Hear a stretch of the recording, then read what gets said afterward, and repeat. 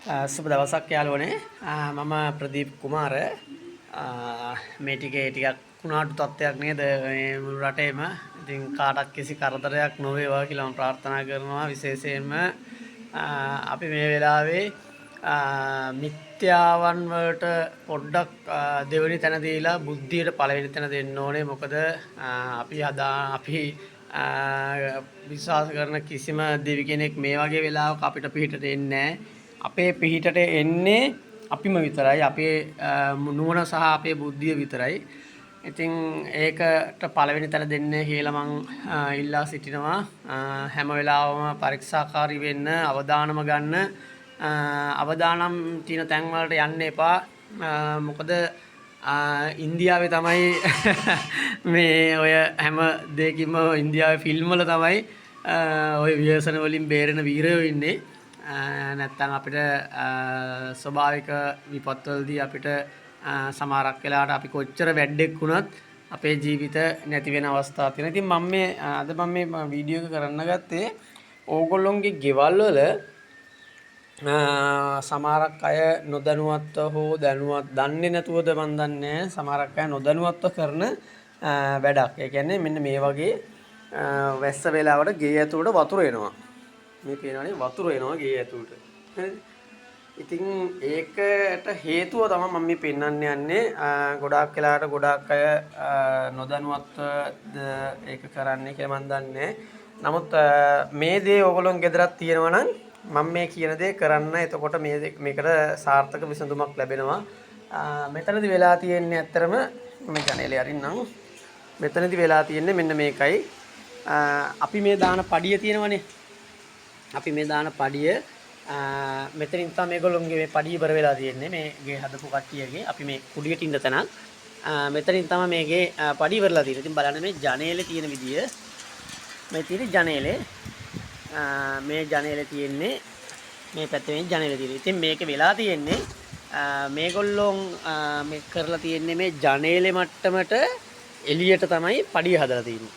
මේ පඩිය හදලා තියෙන්නේ මේ ජනේල් මට්ටමේ ඉඳලා එළියට. ඉතින් එතන මං හිතන්නේ අඟලක් විතර වගේ අඟල් කාමාරකට එකයි කාලකට කිට්ටු වෙන වගේ තියෙනවා. ඉතින් මේ වගේ වුණාම මෙතනට වහින වෙලාවකට මේ ජනේලයට වතුර වැටිලා මේ ජනේලෙ දිගේ මේ බිමට බේරලා වෙilla තමයි ඇතුළටින් මෙන්න මේ පැත්තෙන් මේ වතුර එන්නේ. මේ ඔය වතුර එන්නේ එහෙම. මේ එන්නේ එහෙම. ඉතින් මේකට කරන්න ඕනේ නිතරම ඕගොල්ලෝ ගෙයක් හදනකොට හොඳට මතක තියාගන්න මේ ජනේල් මට්ටමට මේ පොළව ගන්න. ඒ කියන්නේ මේ ඕගොල්ලොන්ගේ ජනේල් මට්ටම මෙතනින් ඉවර නම් ඕගොල්ලොන්ගේ මේ පොළව මෙන්න මෙතනින් ඉවර කරන්න. ඔන්නෝම ඉවර කරන්න. එතකොට මේ ජනේලට වතුර වැටලා කෙලින්ම වැටෙන්නේ මෙන්න මේ බිමට. එතකොට මේ ගේ ඇතුළට වතුර වෙන ප්‍රමාණය අඩු වෙනවා. ඉතින් මේ වගේ වැරදි සමහරක් වෙලාට ඕගොල්ලෝන් ගෙදර ඇති. දැන් මේකේ මේ වැරද්ද වෙලා ඉවරයි. දැන් ඉතින් මේකට කරන්න සොලියුෂන් එකක් ඕනේ. මේ කරන්න සොලියුෂන් එක තියෙන්නේ මේ ජනේල් පියන් ටික ගලවලා තියෙන්නේ මේ ජනේල් පියන් ගලවන්න ඕනේ දැන්. මේ ජනේල් පියන් ටික මේ ඔක්කොම මේ වගේ තියෙනවා නම් ඔයගොල්ලෝ කරන්න මේ ජනේල් පියන් ටික ගලවන්න. හුලම් පාර වැඩි මේ ජනේල් ඔක්කොම ඇහෙනවා. මේ ජනේල් පියන් දැන් ගලවලා ග්‍රයින්ඩර් එකක් අරගෙන ඒක අත්දැකීම් තියෙන කෙනෙක්ට කියලා කරගන්න නැත්නම් ඕගොල්ලෝ කරන්න යන්න එපා. ග්‍රයින්ඩර් එකක් අරන් මේ මට්ටමට දැන් කපන්න ඕනේ. ලයින් එකක් ගහලා ওই මට්ටමට කපන්න. කපලා මේ ජනේල් මට්ටමට මේ ජනේලේ වැහෙනකොට ඒ තියෙන මට්ටමට මේ ජනේලේ වැහෙන මට්ටම තියෙන්නේ. මෙන්න මේ මට්ටමට ඉරක් ගහ ගන්න. ඒ ලයින් එක හරියට කෙලින් ඉරක් ගහ ගන්න මේ ලයින් එක. මේ ලයින් එකේ ඉඳලා මේ ලයින් එක ඒ දිගටම හිරක් ගාගෙන ඒ ලයින් එක ග්‍රයින්ඩර් එකකින් කපන්න.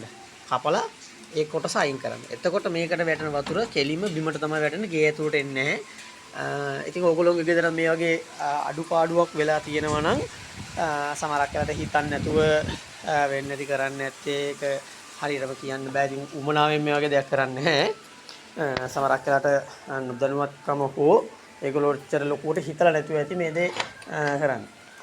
ඉතින් ඕගොල්ලෝගේ ගෙදරත් මේ වගේ ප්‍රශ්නයක් තියෙනවා නම් අන්න ඒ විදිහට හදාගන්න. එතකොට මේ ප්‍රශ්නේ වෙන්නේ නැහැ. දැන් මේක ගොඩක් වෙලාට සමාවෙන්න මේ ජනේල් පවත් තෙමිනවා එළිය පැත්තෙන් තෙමිනකොට මේ ඇතුළු පැත්තත් තෙමිනවා. ඉතින් මේක තාම වොටර් බේස්මන්ට් කරලා නැහැ මේ ගෙදර කට්ටිය. ඉතින් ගොඩක් වෙලාවට තියෙන්නේ මේ ඇතුළට හොගාලා වතුර එනවා. මේ දැන් වතුර ඇවිල්ලා තියෙන්නේ ගේ ඇතුළට නෑන වතුර ඇවිල්ලා තියෙන්නේ. ඉතින් ඒක නිසා ඒක කරන්න ඕනේ සාර්ථක විසඳුම අරක තමයි මේ මට්ටම හරියට කපලා ගත්තාන් පස්සේ ওই ජනෙලට වැටෙන වතුර ටික කෙලින්ම බිමට තමයි වැටෙන්නේ. ඉතින් යාළුවනේ ඔයගොල්ලෝගේ ගෙදරත් මේ වගේ වැඩක් වෙලා තියෙනවා නම් අද මේක කරන්න අදම නෙමෙයි මේ උණාටු තත්ත්වය පොඩ්ඩක් ඉවරනකන් ඉඳලා ඉමින් සැරේ ඒ විදිහට හදාගන්න. දැන් මේ වැස්සේ ඔය වැඩ කරන්න යන්න එපා. මේ කුණාටු තත්ත්වය පොඩ්ඩක් ඉවරුණාන් පස්සේ ඉමින් සැරේ ඔයගොල්ලෝ ඒ විදිහට මම කිව්ව විදිහට කරන්න. එතකොට මේකට සාර්ථක විසඳුමක් ඔයගොල්ලන්ට ගන්න පුළුවන්. බොහොම ස්තුතියි. මම ප්‍රදීප් කුමාර.